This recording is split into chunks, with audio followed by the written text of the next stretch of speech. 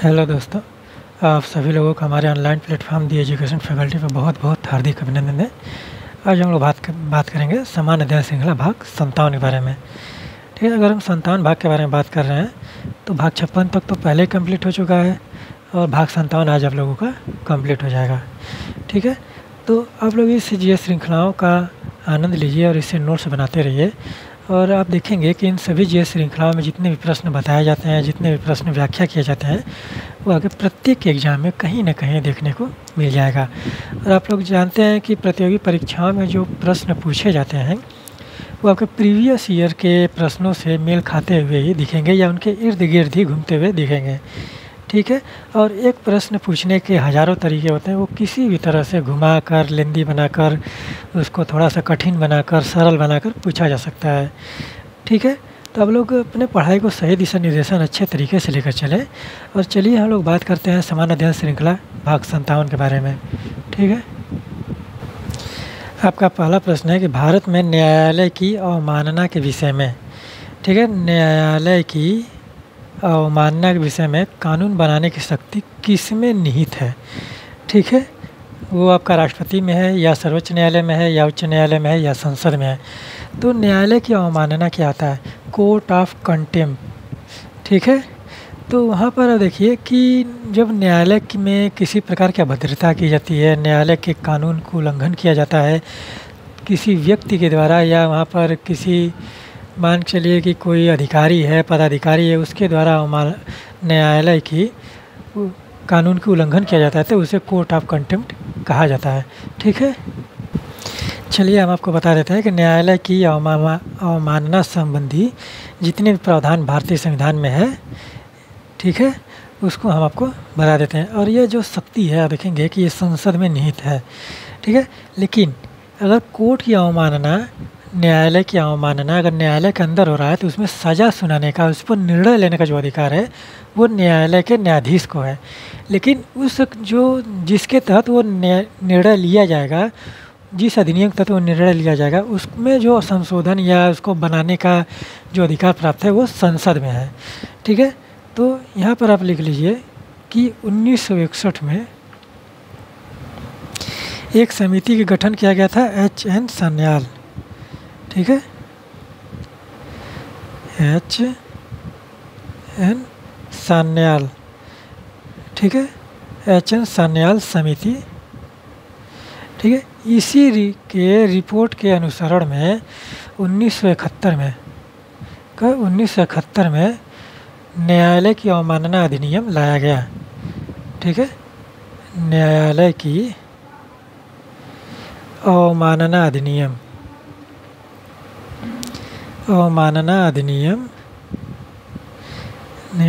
लाया गया था। ठीक है, लाया गया था। फिर इसके बाद दूसरी बात इसमें है कि सर्वोच्च न्यायालय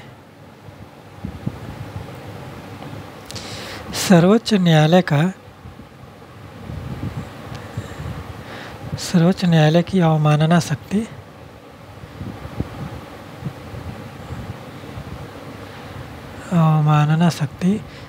संघ सूची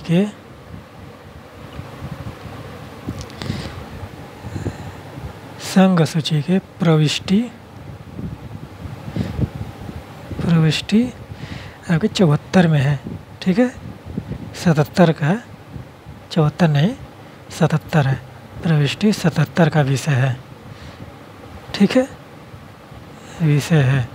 और यहीं पर अगर उच्च न्यायालय की बात किया जाए, उच्च न्यायालय, ठीक है, तो उसमें क्या आ जाता है? समवर्ती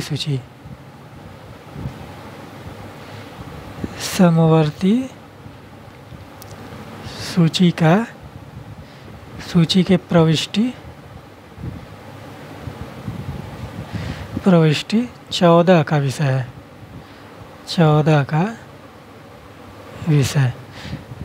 ठीक है, तो इस तरह से आप लोग नोट डाउन करते चलिए कि कोर्ट की अवमानना क्या होती है। कि अगर कोर्ट के अंदर अभद्रता किया जाता है या कोर्ट के कानून का उल्लंघन किया जाता है तो उसे कोर्ट की अवमानना माना जाता है। ठीक है, क्योंकि वहाँ पर कोर्ट ऑफ कंटेम्प्ट एक्ट लग जाता है। कौन सा अधिनियम कौन सा समिति है? 1961 में गठित एच.एन. सान्याल समिति। इस समिति का हमेशा ध्यान रखिएगा, एच.एन. सान्याल समिति, और इसकी रिपोर्ट आई थी 1971 में, और 1971 में ही आप देखेंगे कि न्यायालय की अवमानना अधिनियम लाया गया था। ठीक है, और सर्वोच्च न्यायालय की अवमानना शक्ति जो है संघ सूची की प्रविष्टि 77 का विषय है, और उच्च न्यायालय का अब देखेंगे अवमानना शक्ति जो है आपका समवर्ती सूची की प्रविष्टि 14 का विषय है। ठीक है, तो इतनी सारी चीज़ें आप लोग नोट डाउन करते चलिए। अवमानना शक्ति के बारे में आप लोगों को बहुत सारी जानकारियाँ मिली होंगी, तो आप लोग नोट्स बनाते रहिए। चलिए आगे बढ़ते हैं। आपका अगला प्रश्न है कि उच्चतम न्यायालय मामलों की सुनवाई नई दिल्ली में करता है, परंतु किसी अन्य स्थान पर सुनवाई कर सकता है। तो यहाँ पर कहने का अर्थ ये है कि उच्चतम न्यायालय अपने जो मामलों की सुनवाई होता है वो नई दिल्ली में करता है, क्योंकि मुख्यालय जो है भारत का सुप्रीम कोर्ट जो है आपका नई दिल्ली में है। ठीक है, वहाँ पर तो करता ही है। अगर उसके अलावा किसी अन्य जगह पर अगर उसको सुनवाई करना हो तो किसके बेसिस पे आपका सुनवाई कर सकता है? राष्ट्रपति के अनुमोदन से। यदि उच्चतम न्यायालय न्यायाधीश की मेजोरिटी से तय करे, संसद के अनुमोदन से, राज्य विधानसभा के अनुमोदन से। अब देखेंगे कि राष्ट्रपति जो है आपका अनुच्छेद 143 आप पढ़ें, अनुच्छेद 143 में लिखा है कि राष्ट्रपति सलाह दे सकता है और सुप्रीम कोर्ट भी सलाह ले सकता है, और दोनों एक दूसरे की सलाह को मानने के लिए बाध्य नहीं है। ठीक है, लेकिन वहाँ पर देखिए कि जब सुप्रीम कोर्ट जो है नई दिल्ली में सुनवाई नहीं कर रहा है, उसको किसी अन्य स्थान में सुनवाई कर रहा है, तो वो राष्ट्रपति के अनुमोदन से भारत का जो मुख्य न्यायाधीश है सुप्रीम कोर्ट का, वो अपना निर्णय लेगा। ठीक है, तो कौन सा अनुच्छेद है यहाँ पर? संविधान का अनुच्छेद यहाँ पर आप लिख लीजिए। संविधान का अनुच्छेद है आपका 130। संविधान के अनुच्छेद 130 के तहत राष्ट्रपति के अनुमोदन से भारत के सर्वोच्च न्यायालय के मुख्य न्यायाधीश जो भी उस समय हैं वो वहाँ पर निर्णय लेंगे कि हम इस जगह पर सुनवाई कर सकते हैं किसी मामले की। ठीक है, तो वहाँ पर अनुमोदन किसका लगेगा? राष्ट्रपति का अनुमोदन लगेगा। ठीक है, तो ये चीज़ आप लोगों को समझ में आ रही है कि किस प्रकार से उच्चतम न्यायालय की सुनवाई की जा सकती है, और आर्टिकल कौन सा? भारतीय संविधान का अनुच्छेद 130 के तहत। ठीक है, तो आप लोग इन सारी चीज़ों को नोट डाउन करते चलिए और अपने नोट्स को बेहतरीन तरीके से बनाइए। चलिए आगे बढ़ते हैं। आपका अगला प्रश्न है कि न्यायिक पुनर्विलोकन का अर्थ यह है कि, यहाँ पर एक शब्द और जोड़ लीजिए। न्यायिक पुनर्विलोकन का यह अर्थ यह है कि सर्वोच्च न्यायालय, यहाँ पर हम सर्वोच्च न्यायालय एक लिख देते हैं, क्योंकि सुप्रीम कोर्ट के बारे में बात किया जा रहा है, तो यहाँ पर इस तरह से भी लिख लीजिए, सर्वोच्च न्यायालय। ठीक है, न्यायिक पुनर्विलोकन का अर्थ यह है कि सर्वोच्च न्यायालय उच्च न्यायालय द्वारा निर्णीत प्रकरणों पर समालोचना कर सकता है, राष्ट्रपति के विरुद्ध दोषारोपण कर सकता है, राज्य के किसी भी कानून को अवैध घोषित कर सकता है, या सर्वोच्च न्यायालय को सभी प्रकरणों पर अंतिम अधिकार प्राप्त होता है। ठीक है, तो न्यायिक पुनर्विलोकन का जो अर्थ है आप जानते हैं कि इसको जुडिशियल रिव्यू भी बोला जाता है, क्योंकि न्यायिक समीक्षा भी इसको बोला जाता है, और सुप्रीम कोर्ट जो है किसी भी कानून का न्यायिक समीक्षा कर सकता है अपने द्वारा दिए गए, या कोई राज्य सरकार कानून बना रही है तो उसकी भी समीक्षा यह कर सकता है। ठीक है, यानी कि यह राज्य सरकार के राज्य के किसी भी कानून को अवैध घोषित कर सकता है। ठीक है, तो यहाँ पर न्यायिक पुनर्विलोकन की जो यहाँ पर सटीक जो अर्थ निकलेगा वो है राज्य के किसी भी कानून को अवैध घोषित कर सकता है, और सर्वोच्च न्यायालय द्वारा जो निर्णीत प्रकरण है का समालोचना कर सकता है। ये तो जब आपका वर्डिक्ट आ जाएगा, वर्डिक्ट यानी कि फैसला आ जाएगा, तब ना उसका न्यायिक पुनर्विलोकन होगा। ठीक है, तो अभी तो ये मामला चल रहा है, राष्ट्रपति के विरुद्ध दोषारोपण ये नहीं, संसद के द्वारा अभियोग प्रस्ताव में किया जाता है। ठीक है, अब देखेंगे कि सभी प्रकरणों पर अंतिम अधिकार ये भी नहीं होता है कि वहाँ पर कोई न्यायालय में कोई मुकदमा चल रहा है तो उस पर जो सुनवाई कर लेगा वो सुप्रीम कोर्ट कर लेगा। इस तरह का प्रावधान भारतीय संविधान में नहीं है। लेकिन एक चीज़ है कि सुप्रीम कोर्ट जो है राज्य के किसी भी कानून को अवैध घोषित कर सकता है।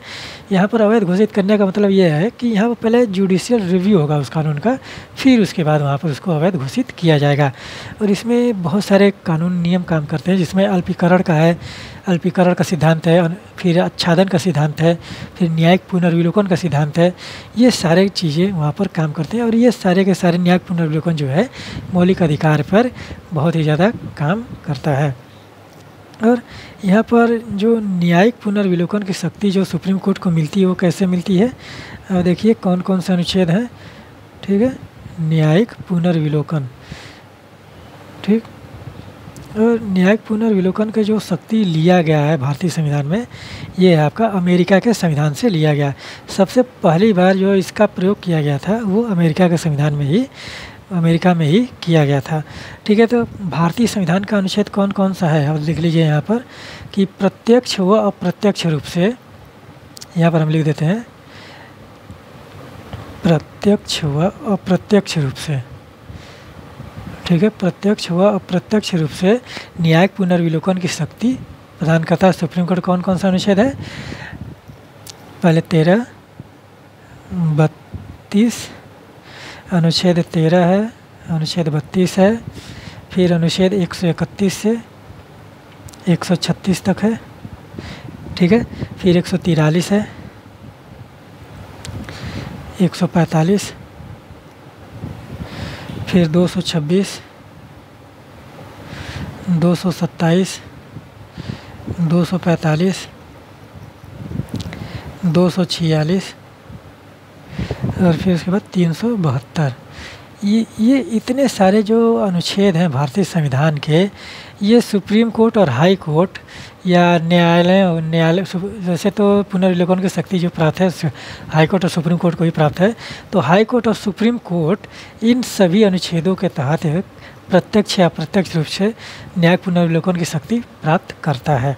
ठीक है, तो इतने सारे अनुच्छेदों का आप लोग नोट डाउन करते चलिए आगे बढ़ते हैं। आपका अगला प्रश्न है कि भारत की स्वाधीनता के समय महात्मा गांधी थे। ठीक है, भारत की स्वाधीनता के समय महात्मा गांधी थे, कांग्रेस के कार्यकारिणी समिति के सदस्य थे, कांग्रेस के सदस्य नहीं थे, कांग्रेस के अध्यक्ष थे या कांग्रेस के महासचिव थे। तो देखेंगे कि महात्मा गांधी ने कांग्रेस,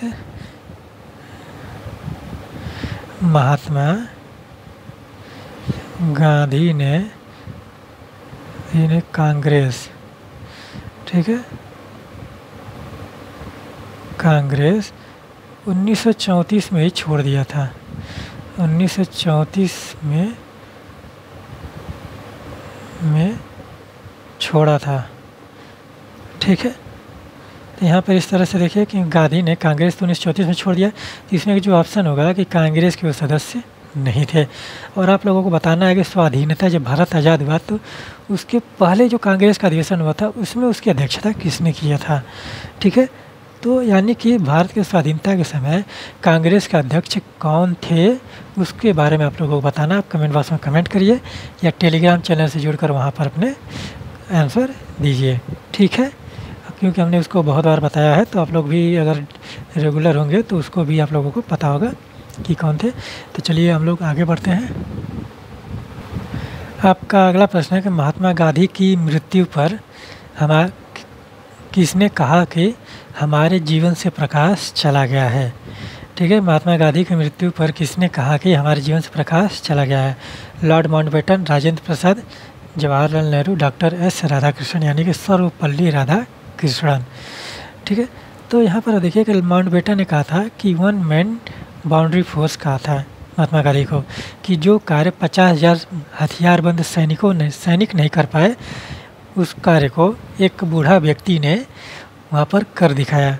ठीक है, तो ये बात उस समय कहा गया था कि जब पश्चिम बंगाल के नोआखली में दंगे हो रहे थे भारत की आज़ादी को लेकर, तो वहाँ पर जब महात्मा गांधी सुने और वहाँ पर गए तो उस दंगे को शांत कराया, तो वहीं पर उस माउंटबेटन ने कहा था 1 मैन बाउंड्री फोर्स। ठीक है, यानी कि जो कार्य 50,000 हथियारबंद सैनिक नहीं कर पाए उस कार्य को एक बूढ़े व्यक्ति ने कर दिखाया। ठीक है, तो इस तरह की संज्ञा महात्मा गांधी को दिया जाता है। और किसने कहा था कि हमारे जीवन से प्रकाश चला गया है, वो आपके पंडित जवाहरलाल नेहरू ने। ठीक है, कि जब आप देखेंगे कि महात्मा गांधी की जब गोली मार कर हत्या की गई 30 जनवरी 1948 को, 30 जनवरी 1948 को एक क्रांतिकारी थे, मान चलिए कि क्रांतिकारी दल के नेता थे, कौन थे, नाथूराम गोडसे। ठीक है, नाथूराम गोडसे यह व्यक्ति आप देखेंगे कि पढ़ा लिखा बहुत था ये। ठीक है। तो या किसी के बहकावे में आकर किसी के बरगलाने से इसने ऐसा कार्य किया। और जिस तरह से महात्मा गांधी उस समय बढ़ रहे थे ना, जब भारत आज़ाद हुआ था उसमें जब महात्मा गांधी बढ़ रहे थे, जिस आधार पर वो चल रहे थे, जिस तरह से उनकी विचारधारा कार्य कर रही थी, तो वहाँ पर अवश्यंभावी हो गया था कि कोई ना कोई जो है कि महात्मा गांधी से नाराज़ होगा और निश्चित ही होगा कि वह उनको इस तरह के असेसन्स कर सकता है, हत्या कर सकता है। ठीक है। तो उस समय जो महात्मा गांधी के कार्य थे, अभी हम लोग एनसीईआरटी पढ़ रहे हैं तो भाग 2 चल रहा है, जब भाग 2 खत्म होगा तो वहाँ पर भाग 3 पढ़ेंगे, तो उसमें महात्मा गांधी के बारे में विस्तृत जानकारी दी गई है कि किस प्रकार से वहाँ पर महात्मा गांधी ने कार्य कर रहे थे भारत की आज़ादी के बाद, और उससे रुष्ट होकर नाराज़ होगा। नाथूराम गोडसे देखेंगे कि पंजाब वाले क्षेत्र से आते थे क्योंकि किसान थे और ये कई संगठनों में कार्य कर चुके थे। ठीक है। तो अब जो दंगे आप देखेंगे कि दंगे कहाँ पर है, उत्तरी भारत में ही है। ठीक है। वहाँ पर देखिए कि पंजाब, दिल्ली, हरियाणा, फिर उसके बाद अमृतसर, फिर उसके बाद आप देखेंगे कि यूपी के कुछ ज़िले, पश्चिम बंगाल, फिर बिहार, उड़ीसा, ये सारे जगह जो हैं यह आपके दंगाग्रस्त हैं उस समय। ठीक है। तो उस आधार पर देखेंगे कि महात्मा गांधी ने जिस प्रकार से मुस्लिमों को शय देने की कार्य किया था, जिस तरह से मुसलमानों को उन्होंने समर्थन प्रदान किया, तो वो कहीं न कहीं भारतीयों के लिए खटकने वाला कार्य ही था। ठीक है। तो जब हम लोग एनसीईआरटी पढ़ेंगे तो इस पर बहुत ही विस्तार से बात किया जाएगा और बहुत ही एकदम विधिवत तरीके से बात किया जाएगा कि किस प्रकार से घटना घटित हो रही थी कि महात्मा गांधी के साथ इस तरह से हत्याकांड हुआ था। ठीक है। तो नाथूराम गोडसे के द्वारा गोली मारकर हत्या कर दी गई थी। और एक मूवी आई थी कि नाथूराम गांधी और गोडसे विचारों का युद्ध जो है, उस मूवी को आप लोग कभी मत देखिए क्योंकि बकवास मूवी है, एकदम बकवास मूवी है। उसको देखकर कभी भी आप गांधी के कैरेक्टर को जज मत करिए और ना ही वहाँ पर नाथूराम गोडसे को जज करिए, क्योंकि नाथूराम गोडसे जो है, मान लीजिए कि वर्तमान समय में उस तरह से थे, लेकिन वो भी एक गांधी भक्त ही थे। ठीक है।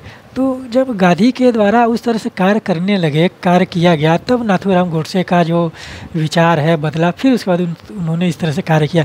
लेकिन उसके पहले आप देखेंगे कि नाथूराम गोडसे भी गांधी भक्त हैं। ठीक है। ऐसा नहीं है कि नाथूराम गोडसे का नफरत उनका पूरे जीवन काल से चल रहा है, ऐसा नहीं है। ठीक है। तो आप गांधी गोडसे विचारों का युद्ध से बचिए, वह उस तरह की मूवी को एकदम नेगलेक्ट करिए, एकदम बेकार मूवी है, बकवास मूवी है। उसके आधार पर आपकी दोनों लोगों कैरेक्टर को जज मत करिएगा कभी भी, क्योंकि वो सारी चीज़ें भ्रामक हैं, सिर्फ बरगलाने के लिए हैं। ठीक है। तो 30 जनवरी 1948 को नाथूराम गोडसे के द्वारा गोली मारकर हत्या कर दी गई। ठीक है। गोली मारकर हत्या कर दी गई थी। ठीक है। तो यहीं पर इसी हत्याकांड को पंडित जवाहरलाल नेहरू ने कहा था कि हमारे जीवन से प्रकाश चला गया है। ये तो एक लाइन है, इसका जो पूरा स्टेटमेंट है कि हमारे जीवन से प्रकाश चला गया है, हमारे चतुर्दिक अंधकार ही अंधकार है। मैं नहीं समझ पा रहा हूँ कि आपसे क्या कहूँ और कैसे कहूँ। राष्ट्रपिता जिन्हें हम प्यार से बापू कहते थे, हमारे बीच नहीं रहे। ठीक है। तो इस तरह से ये आपका भाषण है पंडित जवाहरलाल नेहरू का महात्मा गांधी की मृत्यु पर। तो उसमें से एक अंश उठाकर पूछा गया है कि हमारे जीवन से प्रकाश चला गया है, यह किसने कहा था। ठीक है। तो इस तरह से चीज़ें आप लोग देखिए। और महात्मा गांधी के जीवन पर तो हम लोग बहुत ही बात करेंगे, बहुत क्लासेस चलेंगी, और इनके जो दर्शन है, जितने भी कार्य इन्होंने किए हैं, जितने भी आंदोलन हैं, उन सभी पर हम लोग विस्तार से बात किया जाएगा। ठीक है। तो आप लोग अभी नोट डाउन करते चलिए, तब तक चलिए आगे बढ़ते हैं। आपका अगला प्रश्न है कि निम्न में से किसने महात्मा गांधी को आदेशित किया था कि भारत में प्रथम वर्ष खुले कान पर मुंह बंद कर व्यतीत करें। ठीक है। यानी कि किसने आदेशित किया था, आदेश दिया था खुले कान पर मुंह बंद कर व्यतीत करें, यानी कि कान खुले रखें पर मुंह बंद करें, मुंह बंद रखें। ठीक है। तो इस तरह से कौन आदेश दिया था महात्मा गांधी को। अब देखिए कि महात्मा गांधी को आए थे कब, ये 1900 महात्मा गांधी, ठीक है, भारत आए, आगमन कब हुआ था, 1915 में। 1915 में भारत आए और इन्होंने सबसे पहले मिला था किससे, गोपाल कृष्ण गोखले से। और गोपाल कृष्ण गोखले जो हैं महात्मा गांधी के राजनीतिक गुरु भी हैं। ठीक है, तो महात्मा गांधी ने पहले इनको भारत दर्शन के लिए बोला था। तो 2015 से लेकर 2007 2015 हम कह रहे हैं, सॉरी, 1915 से लेकर 1917 तक आप महात्मा देखेंगे कि महात्मा गांधी जो है भारत भ्रमण पर हैं। ठीक है, और 1917 में जाकर वहाँ पर देखेंगे कि चंपारण में पहला सत्याग्रह इनका होता है। तो यानी कि गोपाल कृष्ण गोखले ने महात्मा गांधी को आदेश दिया था कि खुले कान पर मुंह बंद कर व्यतीत करें। और आप लोग अगर एक मूवी देखें महात्मा गांधी पर, तो वहाँ पर एक मूवी का आप लोग नाम लिख लीजिए, रिचर्ड गुटेनबर्ग की मूवी है। ठीक है, रिचर्ड गुटेनबर्ग की, ठीक है, गुटेनबर्ग। ठीक है, ये आप देखेंगे कि इस मूवी का नाम है गांधी। ठीक, आप इसको आपको या यूट्यूब पर भी मिल जाएगा यह मूवी, और आप इस मूवी को देखिए और वहाँ पर समझने का प्रयास कीजिए कि गांधी का जो किस प्रकार से दर्शन है और कितने बेहतरीन तरीके से इस मूवी को बनाया गया है। ठीक है, तो इस मूवी को आप देखिए, ना कि गांधी गोडसे विचारों का युद्ध देखिए। आप रिचर्ड गुटेनबर्ग की गांधी देखिए, वहाँ पर आप लोगों को समझ में आएगा कि गांधी के जो अहिंसावादी विचारधाराएं हैं वो किस प्रकार से कार्य कर रही हैं। और यहाँ पर जो मूवी में एक तो आपके डायरेक्टर हो गए, जो मूवी में लीड रोल में है, आप देखेंगे कि बेन किंग्सले करके हैं। तो उन्होंने बहुत ही बेहतरीन तरीके से महात्मा गांधी का रोल किया है। आप लोगों को गांधी पर अगर रिसर्च करना है, पढ़ना है, तो आप लोगों को यह मूवी ज़रूर देखनी चाहिए। ठीक है, तो बहुत पुरानी मूवी है, लेकिन आप देखेंगे कि तो बहुत ही आप लोगों को अच्छा लगेगा। तो आप लोग देखिए और समझने का प्रयास कीजिए। ठीक है, चलिए आगे बढ़ते हैं। आपका अगला प्रश्न है कि यांग्याप दर्रा भारत के किस राज्य में अवस्थित है? कौन सा दर्रा? यांग्याप दर्रा। आप देखिए कि यांग्याप दर्रा आपका नॉर्थ ईस्ट वाले एरिया में स्थित है। और ये इसमें आप देखेंगे कि यहीं से देखेंगे कि ब्रह्मपुत्र नदी जो है भारत में प्रवेश करती है। और यह दर्रा कहाँ पड़ता है? फिर अरुणाचल प्रदेश में। चलिए, तो हम इन चारों राज्यों से जो दर्रे हैं इनके जो उसको हम आप लोगों को बता देते हैं। पहले हम अरुणाचल प्रदेश की बात करें। अरुणाचल प्रदेश, तो अरुणाचल प्रदेश में यांग्याप पहले लिखिए, यांग्याप। और यहाँ पे कोष्ठक में लिख लीजिएगा कि ब्रह्मपुत्र नदी यहाँ से भारत में प्रवेश करती है। यांग्याप है, बोमडीला है और दीफू है। यहाँ पर हम दीफू लिखते हैं, फिर उसके बाद बोमडीला, बोमडीला, बोमडीला दर्रा। ठीक, फिर उसके बाद हिमाचल की बात करें, हिमाचल प्रदेश की, हिमाचल प्रदेश में बाड़ा लाचाला, बाड़ा लाचाला, ठीक है, और शिपकीला है। ठीक है, बाड़ा लाचाला और शिपकीला। फिर रोहतांग, इसको रोहतांग ला भी बोला जाता है। कहीं कहीं रोहतांग ला मिल जाए तो आप लोग इसको रोहतांग दर्रा ही मानिए। सिक्किम में नाथुला है और जेलेपला है। ठीक है, सिक्किम में नाथुला और जेलेपला। कौन कौन से? जेलेपला। ठीक है, तो इस तरह से दर्रा। और फिर उसके बाद मणिपुर में, मणिपुर तुजू दर्रा, तुजू दर्रा। ठीक है, तो इस तरह से आप लोग नोट डाउन करते चलिए। ये आप लोगों के भारतीय के हिमालयी राज्यों के, वैसे तो मणिपुर हिमालय में नहीं पड़ता है। मणिपुर में देखेंगे कि पूर्वांचल की पहाड़ियाँ पाई जाती हैं। और मणिपुर की स्थिति इसमें बहुत ही खस्ता हाल है। और भारत सरकार को चाहिए कि मणिपुर के लिए बहुत ही थोड़ा सा उस तरह से कार्य किया जाए कि यहाँ की स्थिति ज़रा थोड़ा सुधरे। ठीक है, और देखेंगे कि यहाँ पर बहुत ही ज़्यादा कॉम्प्लिकेटेड चीज़ें हो गई हैं। तो आप लोग इन सारी चीज़ों से आप लोग दर्रों से नोट डाउन बनाते चलिए। उत्तर से पूर्व से पश्चिम, पश्चिम से पूर्व की तरफ मिलान करने के लिए आप क्रम भी पूछ लेता है। ठीक है, तो इस तरह से भी आप लोग इसको ध्यान में रखिएगा। चलिए आगे बढ़ते हैं। आपका अगला प्रश्न है कि 9 डिग्री चैनल अवस्थित है। ठीक है, 9 डिग्री चैनल कहाँ अवस्थित है? मालदीव व मिनीकॉय के मध्य, कवरत्ती व मिनीकॉय के मध्य, छोटा अंडमान व कार निकोबार के मध्य, दक्षिण अंडमान व लघु अंडमान के मध्य। तो आप जानते हैं कि मालदीव और मिनीकॉय के मध्य जो अवस्थित है आपका, ये आपका 8 डिग्री चैनल है। ठीक है, 8 डिग्री चैनल है। ठीक, मालदीव व मिनी काय के मध्य 8 डिग्री आप लोगों का चैनल है। ठीक है, कवरत्ती और मिनी काय के मध्य 9 डिग्री चैनल है। ठीक है, और ये दोनों कहाँ है? अरब सागर में।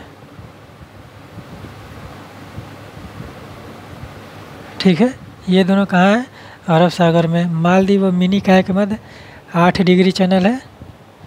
ठीक है, और कवरत्ती व मिनी काय के मध्य 9 डिग्री चैनल है। ठीक है, और फिर इसके बाद देखिए छोटा अंडमान और कार निकोबार के मध्य, छोटा अंडमान कार निकोबार के मध्य 10 डिग्री चैनल है। चैनल यहाँ पर आप देखेंगे कि इसको उस तरह से मान लिया गया है कि आप एक बार चेक करिएगा कि अक्षांश रेखाएं होती हैं या ये आपका जो सागर का जो छोटा, जैसे कि जल डमरू मध्य होता है, फिर उसके बाद जल संधियाँ होती हैं, उस तरह से ये कार्य करता है। क्योंकि ये अलग करता है कि किस प्रकार से एक दूसरे को अलग करता है। दक्षिण अंडमान और लघु अंडमान के बाद के मध्य डंकन पास। ठीक है, इसको क्या बोला जाता है? Duncan pass. Duncan pass. और पास क्या होते हैं? आप देखेंगे कि ये भी आपके छोटी जल राशियाँ होती हैं जो एक दूसरे को, एक ऐसी जल राशियाँ जो एक दो सागरों को जोड़े, दो बड़ी जल राशियों को जोड़े और दो बड़े भूखंडों को अलग करें। ठीक है, तो वही आपके उसी तरह से जल संधियों का एक स्वरूप होता है। ठीक है, तो इतनी सारी बातें हम लोग नोट डाउन करिए। और ये दोनों जो हैं आप देखेंगे कि ये आपके कहाँ है? बंगाल की खाड़ी में। कहाँ है? बंगाल की खाड़ी में। ठीक है, बंगाल की खाड़ी में है। तो इन सारी चीज़ों को आप लोग नोट डाउन करते चलिए। चलिए आगे बढ़ते हैं। आपका अगला प्रश्न है कि निम्न में से कौन सी क्रांति बागवानी से संबंधित है? कौन सी क्रांति किससे संबंधित? बागवानी से है। ठीक है, यानी कि पूछा जा रहा है कि बागवानी से कौन सी क्रांति संबंधित है? गोल क्रांति यानी कि राउंड रिवोल्यूशन, खाकी क्रांति, स्वर्ण क्रांति, काली क्रांति।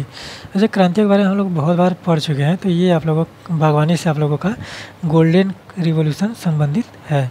ठीक है, स्वर्ण क्रांति यहीं पे हम लिख देते हैं। चारों क्रांति आप लोग लिख लीजिए किससे किससे संबंधित है। स्वर्ण क्रांति, बागवानी, ठीक है, गोल क्रांति यानी कि राउंड रिवोल्यूशन, गोल क्रांति आलू उत्पादन से है, आलू उत्पादन। फिर उसके बाद खाकी क्रांति, खाकी क्रांति ये है आपका चमड़ा उत्पादन से, चमड़ा उद्योग भी लिख देंगे तो कोई उसमें वो जी गलत नहीं होगा। ठीक है, फिर इसके बाद काली क्रांति, काली क्रांति ये किससे है? कच्चा तेल उत्पादन से, कच्चा तेल उत्पादन। ठीक है, तो इस तरह से चीज़ें आप लोग नोट डाउन करते चलिए। और आप लोगों के पूरे एकदम जितने भी क्रांतियाँ हुई हैं उसके संबंध में आप लोगों को जानना ज़रूरी है, क्योंकि वो आपके भारत के जीडीपी में भी सहयोग करती हैं, अर्थव्यवस्था में भी सहयोग प्रदान करती हैं। ठीक है, चलिए आगे बढ़ते हैं। आपका अगला प्रश्न है कि निम्न में से कौन सा सही सम्मिलित नहीं है? इस शब्द का हमेशा ध्यान दीजिएगा। और यहाँ पर देखिए कि योजनाएँ दिया गया, उसका लागू होने का वर्ष दिया गया, डेट दिया गया, आप लोगों को बताना है इसमें कौन सा सही सम्मिलित नहीं है। दीनदयाल स्पर्श योजना 24 अक्टूबर 2017, प्रधानमंत्री जन आरोग्य योजना 25 सितंबर 2018, प्रधानमंत्री गरीब कल्याण योजना 26 मार्च 2020, उड़ान योजना यानी कि उड़े देश का आम नागरिक। ठीक है, उड़े देश का आम नागरिक योजना जो लागू किया गया था 27 अप्रैल 2017 को लागू किया गया था। ठीक है, तो इसमें कौन सा ऑप्शन गलत है? और दीनदयाल स्पर्श योजना देखेंगे कि ये 24 अक्टूबर का नहीं है, ये आपका 3 नवंबर 2017 का है। ठीक है, यानी कि हम लिख दें दीनदयाल स्पर्श योजना, दीनदयाल स्पर्श योजना कब की है? 3 नवंबर 3 नवंबर 2017। ठीक है। और आप देखेंगे कि 24 अक्टूबर को जो है वो आपका भारतमाला परियोजना है। ठीक है, भारतमाला परियोजना। आप लोग इन सभी चीज़ों से नोट्स बनाते रहिए और देखेंगे कि योजनाओं से आप लोगों के बहुत ही ज़्यादा प्रश्न पूछे जाते हैं। सन मिलान करने के लिए तो बहुत ही ज़्यादा देता है, और अंदर की भी चीज़ें पूछ ली जाती हैं तो वो बहुत ही टफ बनाना रहता है, तब वो लोग पूछते हैं। ठीक है, तो इस तरह से आप लोग नोट्स बनाते रहिए और अपने नोट्स को बेहतरीन तरीके से बनाइए। चलिए आगे बढ़ते हैं। आपका अगला प्रश्न है कि निमोनिया रोग का वाहक है। किसका? निमोनिया। और देखेंगे कि निमोनिया का सर्दी का रोग है, यानी कि इसमें फेफड़े जाम हो जाते हैं और वापस सांस लेने में बहुत ही ज़्यादा दिक्कत होने लगती है। ठीक है, तो यहाँ पर आप देखिए कि कौन सा वाहक यानी कि किसके द्वारा होता है, कि प्रोटोजोआ है, बैक्टीरिया है, वहाँ पर वायरस है। अब ये चारों के चारों आप देखेंगे कि बैक्टीरिया है, चारों आपके बैक्टीरिया से हैं। ठीक है, क्लास्ट्रीडियम टेटेनी, विब्रियो कॉलेरी, कोरिनी बैक्टीरियम, डिप्थरी, फिर डिप्लोकोकस न्यूमोनी। तो आप यहाँ पर चारों चीज़ें देख रहे हैं कि यहाँ पर देखिए कि डिप्लोकोकस न्यूमोनी जो है उससे न्यूमोनिया रोग होता है। यहाँ पर हम लिख दें न्यूमोनिया, निमोनिया। ठीक है, निमोनिया। और ज़्यादातर ये रोग जो है बच्चों में होता है। इससे जो प्रभावित होता है फेफड़ा होता है। ठीक है, कौन सा फेफड़ा होता है। और डिप्थरी से, अब डिप्थीरिया हो गया यहाँ पर, डिप्थीरिया। ठीक है, डिप्थीरिया। और डिप्थीरिया देखेंगे कि ये भी आपका जो संबंध है इसका। ठीक है, इसमें भी आप देखेंगे कि डिप्थीरिया में भी श्वास नली, यानी कि यहाँ पर श्वास नली में ब्लॉकेज टाइप का बन जाता है। ठीक है, कॉलेरी, विब्रियो कॉलेरी का होता है, इससे हैजा होता है।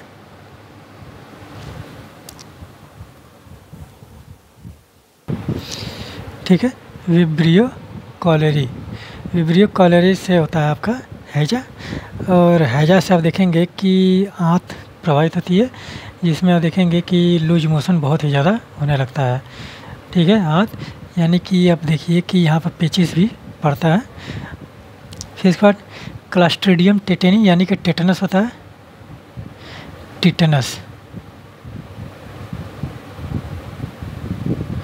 ठीक है, टिटनस होता है, इससे तंत्रिका तंत्र प्रभावित होती है, तंत्रिका तंत्र। ठीक है, तो इस तरह से चीज़ें आप लोग नोट डाउन करते चलिए और अपने नोट्स को बेहतरीन तरीके से बनाइए और रोग और वाहक का नाम आप लोग लिखिए। चलिए आगे बढ़ते हैं। आपका अगला प्रश्न है कि निम्न में से किस वैज्ञानिक ने रडार की खोज की। रडार, और रडार क्या होता है आप जानते हैं कि वायुयान की अवस्थिति ज्ञात करने के लिए रडार का प्रयोग किया जाता है। ठीक है, कि वायुमंडल में वायुयान की स्थिति ज्ञात करने के लिए रडार का प्रयोग किया जाता है। तो यहाँ पर हम लिखते हैं रडार। आप मूवी में देखेंगे कि रडार पर कुछ नज़र आ रहा है, इस तरह से चीज़ें। और इसकी जो खोज किया गया था टेलर व यंग के द्वारा। ठीक है, यहाँ पर हम लिखते हैं इस तरह से, टेलर व यंग के द्वारा। ये वैज्ञानिक है, किसकी खोज किया? रडार की। फिर इसके बाद J.L. बेयर्ड, ये तो बहुत ही फेमस है, जॉन लोगी बेयर्ड नाम है इनका। ठीक है, तो किसकी स्थापना किया? Television, television.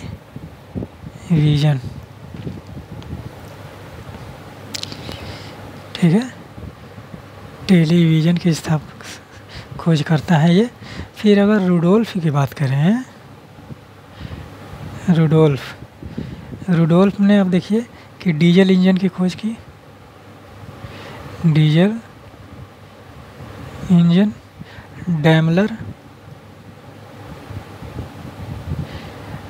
डैमलर ने गैस इंजन। ठीक है, जेम्स वाट, यहाँ पर एक नाम और लिख लीजिए, जेम्स वाट ने भाप इंजन की खोज किया था? भाप इंजन इसको, या कोयला इंजन, ठीक है, भाप इंजन, ठीक है। तो इस तरह से आप लोग नोट डाउन करते चलिए। और ये आप लोगों का आखिरी प्रश्न था इस सेशन का। और आज आप देखेंगे कि 57 जीएस श्रृंखलाओं से हम लोग एकदम बहुत ही बेहतरीन तरीके से परिचित हो चुके हैं। और इन 57 जीएस श्रृंखलाओं में आप लोग देखेंगे कि अगर 10 प्रश्न भी होंगे तो 570 प्रश्न आप लोगों के कंप्लीट हो गए होंगे, ठीक है।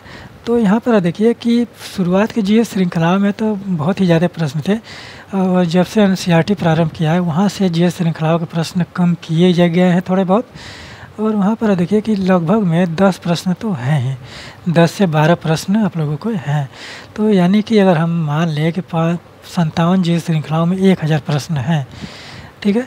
तो अगर 1000 प्रश्न हैं तो जिसमें 4 ऑप्शन हो गए, तो उन चारों ऑप्शनों का व्याख्या लेकर आप देखेंगे कि आप लोगों के पास 4000 प्रश्न हो चुके हैं, ठीक है। तो आप लोगों के पास 4000 प्रश्न हो चुके हैं, और मैं निश्चित ही कहता हूँ कि 4000 से ऊपर आप लोगों के प्रश्न और व्याख्याएँ हो चुकी होंगी। तो वहाँ पर आप देखिए कि उसमें तो बहुत ही मान चलिए कि 700-800 1000 के लगभग में प्रश्न होंगे, और बाकी जो व्याख्याएँ मिलाकर आप लोगों के 4000 से लगभग में फैक्ट आप लोगों के पास कंप्लीट हो गए होंगे। तो आप देखिए कि अभी हम लोग आर को टारगेट बनाकर चल रहे हैं, और 4 फरवरी को आर का एग्ज़ाम है। तो हम देखेंगे कि फरवरी आने तक हम लोग कितने प्रश्नों को और कितने जीएस श्रृंखलाओं को, फिर उसके बाद कितने व्याख्याओं को, कितने फैक्ट को अपने अंदर जमा हम लोग कर लेंगे। और उसी आधार पर आप देखिए कि बहुत सारे प्रश्न जो हैं आपके आर में पूछे जाएंगे, ठीक है। तो आप लोग इन जीएस श्रृंखलाओं से आनंद लीजिए, और अपने इससे आप लोग नोट्स बनाते रहिए, और अपने नोट्स को बेहतरीन तरीके से बनाइए। उम्मीद करते हैं कि आप लोगों को यह लेक्चर पसंद आता होगा, और आप लोग अपनी पढ़ाई को सही दिशा निर्देशन और अच्छे तरीके से करिए। भ्रामक चीज़ों से, भ्रष्टाचार से बचिए आप लोग, ठीक है। और अपने घर वाला माता पिता का ख्याल अच्छे से रखिए। मैं अपने वाणी को यहीं पर विराम देता हूँ। मिलते हैं अगले लेक्चर में इसी नेक्स्ट जीएस श्रृंखला में इसी तरह से शानदार तरीके से और नए नए प्रश्नों के साथ। तब तक के लिए धन्यवाद।